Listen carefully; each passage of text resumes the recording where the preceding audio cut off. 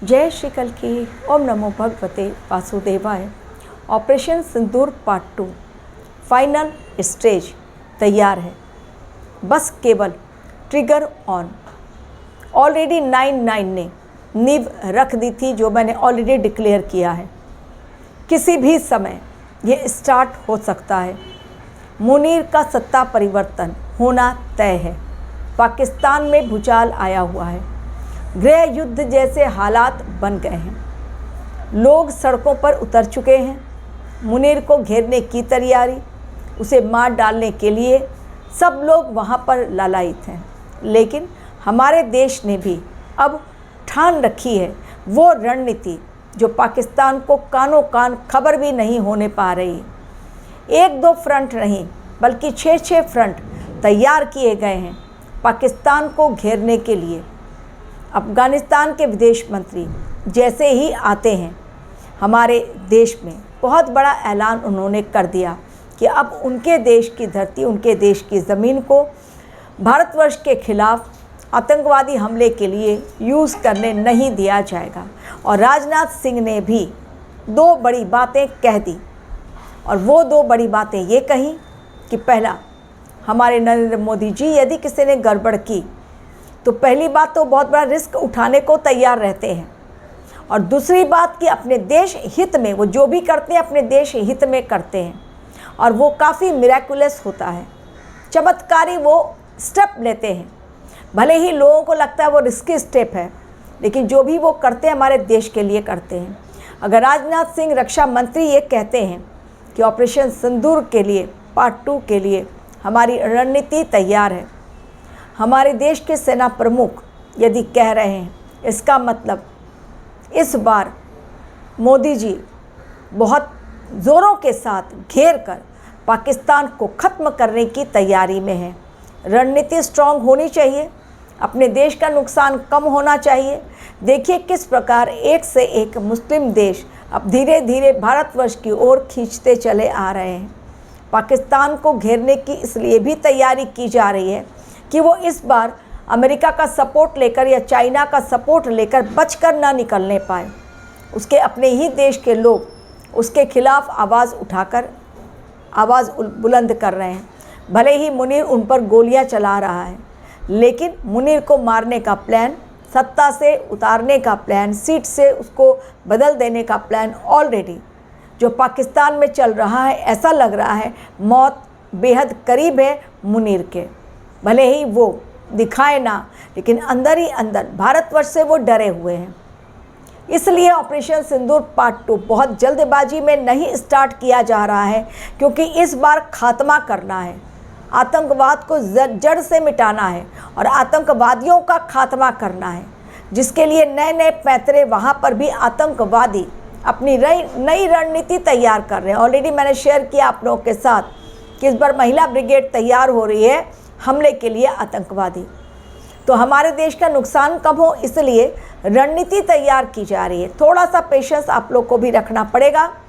Already 9-9 ने दे दिया है संकेत बहुत बड़ा, और हमारे देश के रक्षा मंत्री यदि बार बार आकर ऑन कैमरा कह रहे हैं कि रणनीति तैयार है, 1-2 नहीं बल्कि कई फ्रंट से घेर के उन्हें मारा जाएगा, और गलती एक भी की उन्होंने तो इस बार छोड़ा नहीं जाएगा, बख्शा नहीं जाएगा।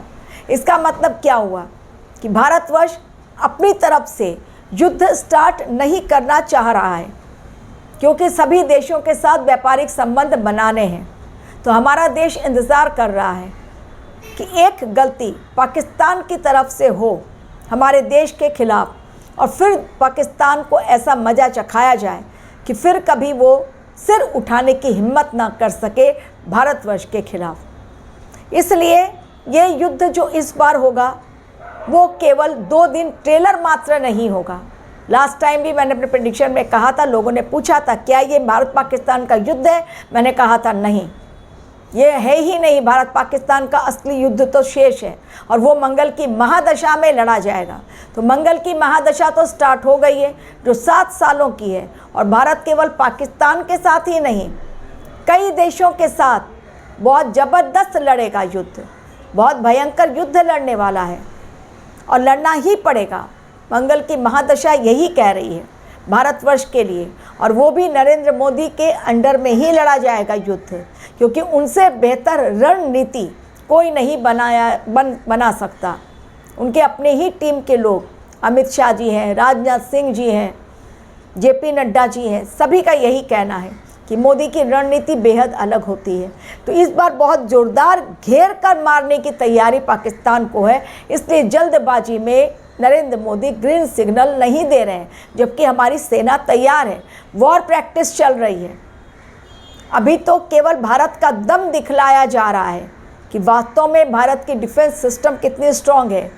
रशिया से ऐसे ही नहीं मिसाइल्स मंगाए जा रहे हैं, बॉर्डर पर ऐसे ही नहीं तैनात किए जा रहे हैं वो रोबोट जो कि दूर से ही पता कर दें कि किस प्रकार का हमला होने वाला है और किस प्रकार से दुश्मन कौन सी चाल खेलने वाला है। बहुत स्ट्रॉन्ग एक रोबोट जो है वो वहाँ पर स्थापित किया जा रहा है हमारे बॉर्डर पर, जो कि राजस्थान और पाकिस्तान से सटा हुआ है, ताकि कोई भी यदि हलचल हो तो तुरंत पता चले।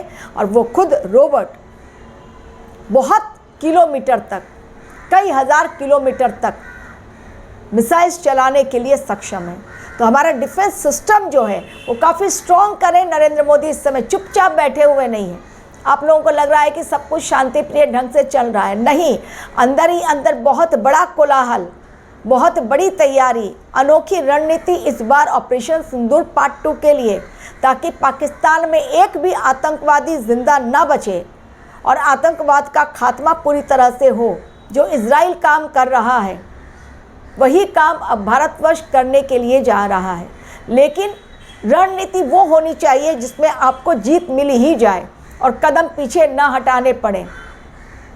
लास्ट टाइम चूँकि पहुंच गया था हमारा देश वहां तक जहां पर कि उनका न्यूक्लियर ठिकाना है, और अगर वहां पर मिसाइल सच में अगर कर दिया जाता अटैक, तो फिर केवल पाकिस्तान नहीं बल्कि भारतवर्ष को भी उसका खामियाजा भुगतना पड़ता। इसलिए रोक दिया गया युद्ध, जो बाद में पता चला, लेकिन सेना ने फिर भी एक्सेप्ट नहीं किया। लेकिन वीडियोस हो गए वायरल कि कहां तक पहुंचा था भारत। लेकिन इस बार भारतवर्ष रुकने वाला नहीं है, लेकिन पाकिस्तान भी चुप नहीं बैठ रहा है। लेकिन चूँकि उसके अपने ही लोग उसके खिलाफ हैं, पीओके, इस्लामाबाद, लाहौर, सिंध, पंजाब, आप देखिए वहाँ पर सब लोग मुनीर के खिलाफ आवाज़ उठा रहे हैं। तो उसकी मौत बेहद करीब, उसका जाना, सत्ता परिवर्तन बिल्कुल तय है, बस कुछ समय शेष। क्योंकि जिस प्रकार श्री कृष्ण जी ने भी शिशुपाल पर सुदर्शन चक्र चलाने से पहले 100 गालियों तक इंतज़ार किया था, ये समय भी भारतवर्ष के लिए थोड़ा सा कठिन है। लेकिन ऐसा नहीं कि भारतवर्ष चुपचाप बैठेगा और अपने लोगों को मरता हुआ देखेगा, क्योंकि बहुत बड़े आतंकवादी हमले की प्लानिंग हमारे देश के लिए कर चुका है पाकिस्तान। क्योंकि कईयों ने हमारे देश में बैठकर बहुत सारी खुफिया जानकारी आईएसआई को सौंप दी है, और आईएसआई वो आतंकवादी संगठन, इतना क्रूर संगठन है वो कि बिल्कुल नरसंहार किए बिना मानता नहीं है।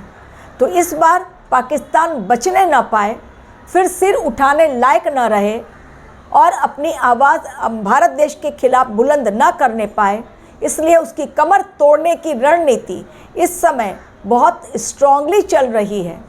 जो बात बाहर खुलकर सामने नहीं आ रही है, क्योंकि वो बातें जो मीडिया कवर करती है वो ऐसी बातें होनी चाहिए जो बतलाई जा सके। जो अंदर की बातें हैं कि कब एग्जैक्ट डेट बताइए आपकी, कब एग्जैक्ट डेट होगा, नहीं बतलाया जा सकता एग्जैक्ट डेट, क्योंकि इस समय यूट्यूब पर भी नज़रें हैं गवर्नमेंट की कि कोई भी ऐसी बात लीक न की जाए जो हमारे देश के खिलाफ हो। तो हमारे देश के साथ हमें मिलकर रहना है, एकजुट होकर रहना है और पाकिस्तान को हराना है। तो सभी की तैयारी ऐसी होनी चाहिए कि ये युद्ध जब तक इसकी शुरुआत नहीं हुई है तब तक सब कुछ सही सलामत है। क्योंकि इस बार केवल 2-3 दिनों के लिए कहीं कर्फ्यू लगना या ब्लैकआउट होना या शटर डाउन होना शॉप्स का, ये नहीं होगा, ये काफ़ी समय तक चलेगा। क्योंकि पाकिस्तान ने भी इस बार भीषण तैयारी करके रखी है, वो कदम पीछे नहीं हटाएगा। क्योंकि अमेरिका भी अब जल भुन रहा है भारतवर्ष को लेकर क्योंकि अफ़गानिस्तान के साथ रिश्ते मजबूत होने जा रहे हैं और भारत ने 100% टैरिफ के खिलाफ भी कोई प्रतिक्रिया नहीं दी है। तो अमेरिका सप्लाई कर रहा है डेंजरस मिसाइल्स और वेपन्स चाइना के साथ देने के लिए और टर्की के साथ भी पाकिस्तान को, ताकि वो मजबूती के साथ भारतवर्ष से अपनी लड़ाई लड़ सके, ऑपरेशन सिंदूर पार्ट 2। लेकिन ये समय मंगल की महादशा, जीत केवल और केवल भारतवर्ष की ही होगी। Thank you very much for watching.